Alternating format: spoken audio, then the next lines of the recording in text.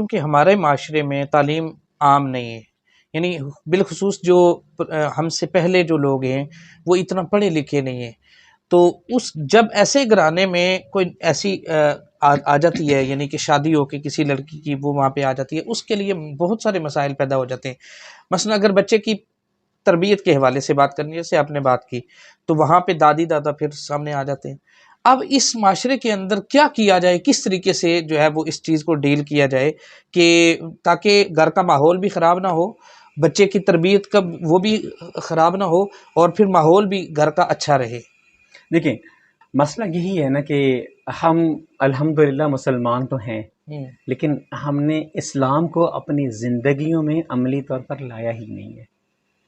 آپ کسی بھی حوالے سے اسلام کی تعلیمات کو لے لیں، اگر ہر بندہ، ہر فرد، چاہے وہ معاشرے کا فرد ہو، چاہے وہ گھر کے رول میں گھر کا فرد ہو، اگر وہ شریعت کے مطابق اپنی بنائی ہوئی حدود کو سمجھتے ہوئے اپنے اختیارات کا تعین کر لے گا تو کوئی پرابلم ہوگی ہی نہیں۔ اگر بیوی کو پتہ ہے کہ میرے اسلام کے مطابق شریعت نے مجھے کیا حقوق دیے ہیں، میرے کیا فرائض ہیں، ساس کو پتہ ہے کہ میری کیا باؤنڈریز ہیں، میرے کیا فرائض ہیں، کیا سسر کو پتہ ہے، دیور کو پتہ ہے، جیٹھ کو پتہ ہے، میاں کو پتہ ہے، اگر وہ اپنی باؤنڈریز میں رہتے ہیں جھگڑا تو ہوگا ہی نہیں۔ مسئلہ یہی ہے کہ ہم نے دین اسلام کا مطالعہ ہی نہیں کیا، قرآن کو ہم نے ثواب کی نیت سے تو پڑھ لیا، لیکن اس کا جو ضابطۂ حیات ہے اپنی زندگی میں اتارا ہی نہیں۔ ایک نئی نویلی دلہن جب شادی ہو کے گھر میں آتی ہے نا، تو اس کے لیے وہ نیا گھر ہے۔ اب سب سے پہلے تو اس کی پرسنل ایڈجسٹمنٹ کی بات بنتی ہے۔ ایڈجسٹمنٹ کس نے کروانا ہے؟ اس کے ساس اور سسر اور میاں نے کروانا ہے۔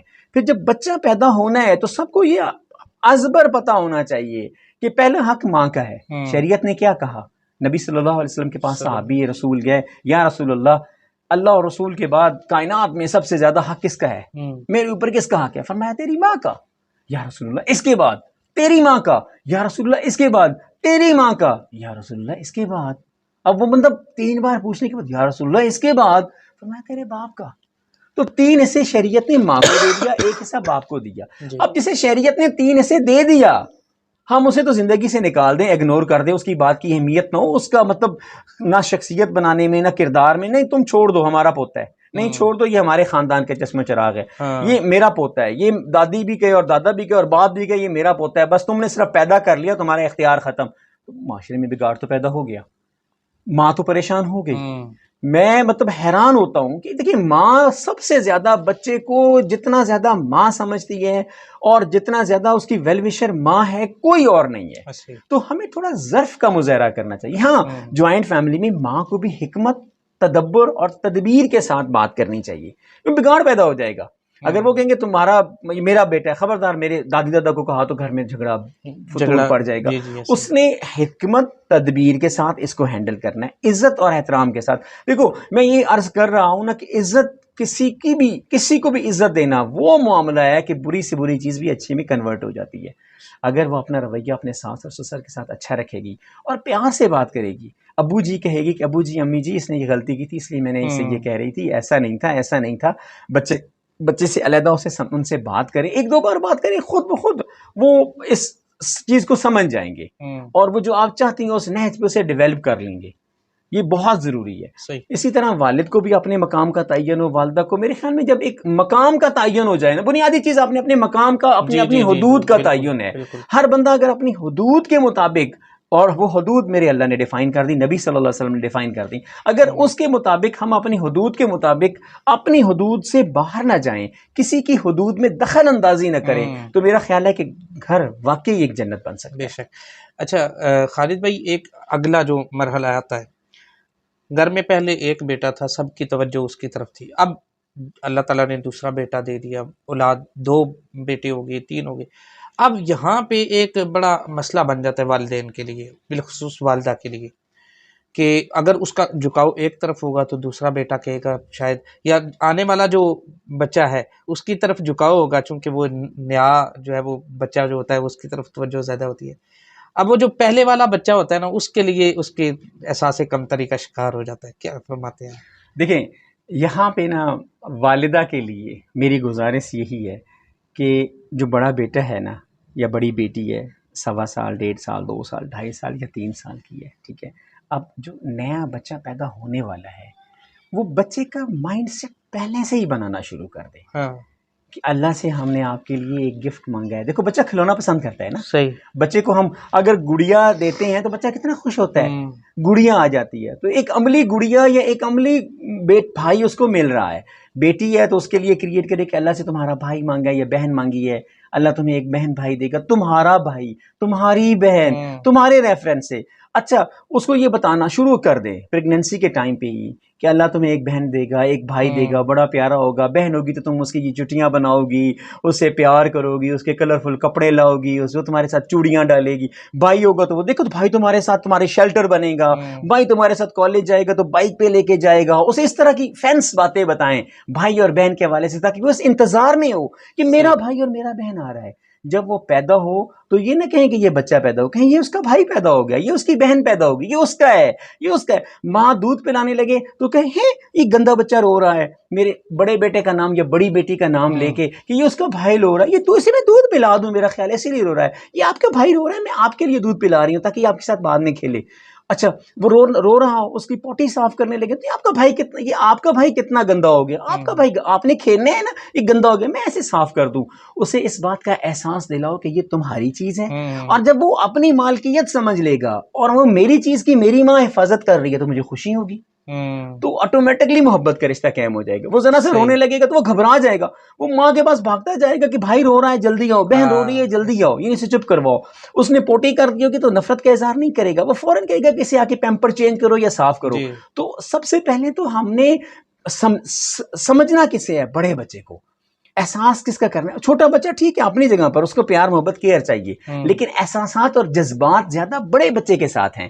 اسے یہ فیل اگر آگے, اگر دوسرا رویہ پیدا ہوا, ہم پیدا ہوتے کہ وہ بیچارہ پہلے ماں کی گود سے اترتا نہیں تھا, اب ماں نے گود سے اٹھا کے ادھر بٹھا دیا, اب روگا تو اسے اٹھائے گی, وہ بھی روئے گا, چپ کرو تمہارا چھوٹا بھائی آ گیا ہے, اب تمہیں میں سنبھالوں یہ اسے سنبھالوں, پیچھے چلے جاؤ, تو اسے بھوک لگی ہے میں اسے کھلا رہی ہوں, تمہیں بعد میں کھلاؤں گی. وہ بیچارہ گندا پھیر رہا ہوگا تو میں بعد میں صاف کروں گی, پہلے اسے صاف کروں گی. تو وہ کیا ہوگا, وہ کہے گا یہ اچھا میں تو پہلے ہولی سولی اس کا بیٹا تھا, میری ماں تھی, یہ اس بچے نے آ کے میری ماں کو مجھ سے چھین لیا, تو یہ تو میرا دشمن ہے. صحیح. تو وہ کیا کرے گا, ایسے بہت سارے گھر میں رپورٹ باتیں ہوئی ہیں کہ بڑے بچے نے چھوٹے بچے کو مارنے تک کی کوشش کی ہے, کوئی چیز مار دی, اوپر بیٹھ گیا, مطلب دشمنی کی وجہ سے ذہن میں ایک دشمنی بن گئی نا. تو یہ رویہ والدین کو, اس میں اگین بات وہی کرتا ہوں کہ جب بچے کی تربیت آتی ہے تو ہمارا فوکس بچہ نہیں ہے, ہمارا فوکس اس کے والدین ہے. بچہ نہیں ہے, بچے کو بھول جائیں, بچے کو تربیت کرنا, بچہ کچھ بھی نہیں ہے, والدین ہے. والدین کو تربیت, وہ نپولین بوناپارٹ کی کہ مجھے پڑھی لکھی سلجھی ہوئی ماں دو, مجھ سے سلجھا ہوا پڑھا لکھا معاشرہ دے دو, یہ ماں ہی ہے, سلجھی ہوئی ماں ہوگی. اور یہاں سے پھر آگے اگر تھوڑا سا چلیں, یہ جو میں بات کر رہا ہوں نا, اگر تھوڑا سا اسی بچپن کو بھائی بہن کو آگے لے کر چلیں تو معاشرے میں ہم دیکھتے ہیں نا کہ جب پریکٹیکل لائف میں بھائی پہنچتے ہیں, بہنیں پہنچتی ہیں, تو آپس میں لڑائی جھگڑے شروع ہو جاتے ہیں. بہن بھائی کا منہ نہیں دیکھنا, ہم نے شادی پہ نہیں بلانا, سگے بہن بھائی ہیں, دشمنیاں, آپس میں لڑائی جھگڑے فتور روزانہ ہو جاتے ہیں. اور قصور بیچاری اس عورت کا لگتا ہے جو اس کی گھر میں بیوی بن کے آتی ہے. دیکھا بھائی تو بڑے اچھے تھے, یہ 3 بھائی جب تک ماں کے چولہے پہ رہے بڑے اچھے رہے, اب دیکھو دلہنیں آ گئی ان کی تو دشمنی ڈال گئی, قصور بیچارہ ان پہ ڈال دیا. ہرگز نہیں, غلط ہے. دشمنی تو والدین نے پہلے دن سے ڈالی ہوئی تھی, ایکسپوز کرنے کا ٹائم نہیں آیا تھا. جب باپ کے گھر سے نوالا لے رہے تھے اکٹھے تو اکٹھے تھے, محبت کوئی نہیں تھی, دشمنی پیدا ہو چکی تھی. اب اظہار کا وقت تب آیا. میں کمزور تھا نا, میں کیا اظہار کرتا, اب میرے پاس علیحدہ حیثیت اور طاقت آئی, اب میں نے اپنا وہ جو اندر کا گند اور غلاظت تھی نا وہ نکال باہر کیا. اب کیا ہے, والدین کیا کرتے ہیں, دیکھا تمہارے بھائی نے 95% نمبر لیے ہیں, تم ہو ہی نالائق, تم ہو ہی گدھے, تم نے 80% لیے یا 75% لیے, مقابلہ ڈل گیا. اب وہ جو نالائق یا کمزور بچہ جسے ہم کہہ رہے ہیں, اسے سب سے پہلے یہ نالائکی اور کمزوری جو نظر آئے گی وہ اپنے بھائی کی دشمنی کی شکل میں نظر آئے گی کہ میری اس ناکامی کے پیچھے یہ بندہ ہے, کیونکہ یہ کامیاب ہو گیا, آگے نکل گیا. اور والدین اس کی مثال دے کہ مجھے کہنا تم کن ذہن ہو, یہ بڑا ذہین ہے, اس نے بھائی اپنے دماغ میں ڈال دیا کہ میرا یہ بڑا دشمن ہے. تو یہ چیزیں پھر بلڈ ہوتی ہیں بچوں کے کلر کے حوالے سے. ضروری نہیں ہے کہ ہر بچہ نمبر گیمنگ میں آ گیا ہے, کچھ مینجمنٹ میں اور باقی کاموں میں اچھا ہوتا ہے, تو وہ دشمنی ہم نے شروع سے پیدا کر دی. اور اب جب بڑے ہوئے تو وہ آپس میں ڈیفینیٹلی اس کا اظہار کر رہے ہیں. تو یہ والدین ہیں جو بچپن سے لے کر ان کو آپس میں محبت کے رشتہ قائم کروانے میں بہن بھائیوں میں یا نفرت کا بیج بونے میں کلیدی کردار ادا کرتے ہیں. اچھا، اگلا جو مرحلہ ہے ہمارا بچے کی تربیت کے حوالے سے گفتگو ہوگی. اب بچے کو اسکول ایڈمیشن دلوانا ہے، وہ کیا کیا چیزیں ہیں کہ جو والدین کو مد نظر رکھنی چاہیے بچے کے ایڈمیشن کے وقت؟ یعنی ہمارے ہاں تو یہ ہے کہ جو سب سے مہنگا اسکول ہے اس میں بچے کو ایڈمیشن دلوائے یا فلاں حیثیت سے فلاں حیثیت. آپ کیا فرماتے ہیں کہ کیا کیا چیزیں جو والدین کو مد نظر رکھنی چاہیے؟ اچھا، سب سے پہلے تو یہ طے کر لینا کہ بچے کی کون سی عمر صحیح ہے اس کو اسکول داخل کروانے میں. ہمارے یہاں 2.5 سال کا بچہ اسکول بھیج یہ دیا بھی بڑی جاتا اچھی ہے. بات آپ یہ نے ایک کی. ظلم ہے بچے کے ساتھ. جی جی جی، یہ ایک ظلم ہے. وہ ٹائم کے جو والدین کے ساتھ اس نے گزارنا مطلب تھا. مطلب ایک مجھے یہ سمجھ نہیں لگتی کہ جس کا لخت جگر ہے، ہاں جس کا لخت جگر ہے، جس کا بیٹا ہے، وہ ایک بچہ سنبھالنے میں سارا دن ہلکان ہو جاتی ہے. ہاں کیسے ممکن ہے کہ ایک ایسی عورت جس کا اس کے ساتھ کوئی جسمانی تعلق نہیں ایسے ہے، ایک استاد ہے، اور اسی طرح کا ایک بچہ نہیں 25-30 بچے کلاس میں بٹھا دیے جاتے ہیں اور کہتے ہیں سنبھالو ان کو. تو کیا توقع کرتے ہیں کہ وہ آپ کے بچوں کی تربیت بڑی نکھار کے کر دے گی؟ ایسے غلط ہے. آپ بڑی بڑی سوسائٹیز کا ذرا تجزیہ کریں نا. جاپان کہاں پہ کھڑا ہے؟ 7 سال تک روایتی تعلیم ہے ہی نہیں. ہاں، میں آج ہی میں سن رہا تھا کہ وہاں پہ 7 سال سے کم عمر بچے کو اسکول میں ایڈمیشن روایتی تعلیم ہے ہی نہیں. بچہ کس طرح تھرو آبزرویشنز اپنی لرننگ کرے گا؟ اور ویسے بھی میں کہتا ہوں کہ وہ عمر جو ہے نا، بچے کا صرف انوائرمنٹ بدلے، بچوں کو لینگویجز سکھائیں. یقین کریں آپ کا 5 سال کا بچہ کیا کرے، مختلف ماحول میں اسے رکھیں اور زبانیں سیکھیں. یہ بہترین ٹائم ہے. پہلے 3-4 سال بچہ اتنی تیزی سے زبانیں سیکھتا ہے. میں بلکہ ریکمینڈ کرتا ہوں، دیکھو اردو وہ معاشرے سے سیکھے گا، صحیح. پنجابی بھی وہ سیکھ لے گا دادی دادے سے، جی جی معاشرے جی، سے. جس معاشرے میں ہاں، رہتا ہے. اگر والدین پڑھے لکھے تو انگریزی بولنا شروع کر دیں. ہاں. آپس میں بچے کے ساتھ نہیں. بچے کو نہ کہیں کہ اے فار ایپل اور بی صحیح. فار بال، چھوڑ دیں. آپس میں بولیں. اگر ان کو فرینچ آتی ہے وہ فرینچ بولیں، چائنیز آتی ہے چائنیز بولیں، انگلش آتی ہے، جو بھی لینگویج وہ بول سکتے ہیں بچے کے سامنے بولیں. کوشش کریں اس انوائرمنٹ میں ان بچوں کے ساتھ انہیں کھلائیں کہ ان کی زبان، یہ عمر زبان سیکھنے کی ہے. جی جی. پھر ان کی تربیت کریں میتھمیٹیکل ایکویشنز کے ساتھ. گھر میں بہترین دماغ کی وسعتیں کھولنے کے لیے میتھ ہے، ریاضی کی، الجبرا کے، اسے ایکویشنز اور سوال گھر میں سکھانا اگر ہے بھی. سکول کیوں بھجواتے ہیں؟ وہاں سکھائیں، گھر کے اندر سکھائیں.